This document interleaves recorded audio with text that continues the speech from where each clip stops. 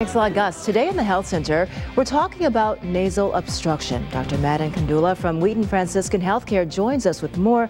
Sinus is real common for people, and sometimes that's also complicated by blockages. Correct. Yeah, that's probably the most common thing that I see people for is blocked up noses.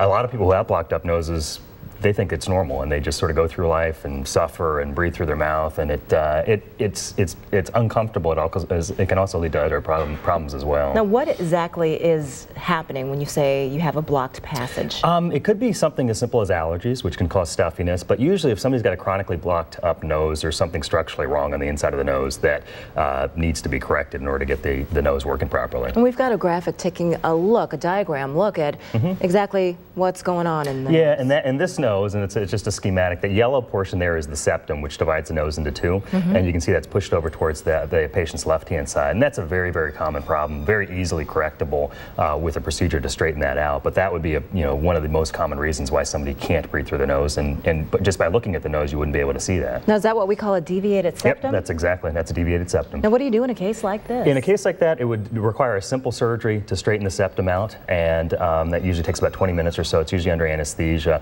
but the difference on the back end tends to be pretty dramatic. Yeah, so finally some relief when you've tried everything else. We're going to show you another picture, but before we do, if you're eating breakfast, you may not want to see this because it's a surgical procedure we're about to show. Let's take that picture. Yep. So that is the look on the inside of the nose, what you're seeing there on the left-hand side is a big polyp. And there are a lot of people who have polyps, and they don't know that they have them. And all polyps are fleshy tissues in the nose that form in some people and block the nose up. And the only way to really get rid of those and get breathing properly is to literally get rid of them. Wow. Never look at the nose again. Yes, exactly. The same way.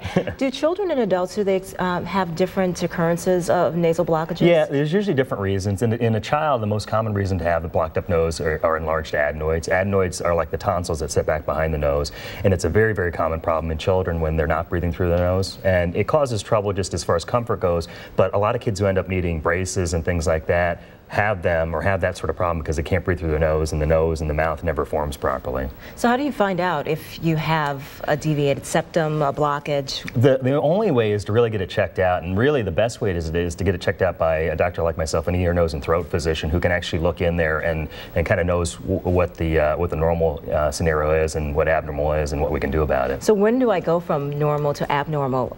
You know, like for the last week I've had a headache. My head has been stuffed up, but am I the patient who should come in to see an ear, well, nose, throat? if that's a recurrent problem or a chronic problem, the hard part with the nose and the structures that we're dealing with is they're kind of tucked away. So, you know, the typical physician can look in there, but it's not something they're doing every day. So you can't see it from the outside. No, you can't see what you need to see from the outside. Sometimes we need to order an X-ray, like a CAT scan, to really see all the structures. And between that and looking in there with some of the equipment we have, we can pretty much figure out what the problem is and what the possible answers are going to be for it. All right, some timely information for a lot of people out there. With, like right now, it's like my head is blocked. This is where that starts. Yep. Thank you so much for being here this morning.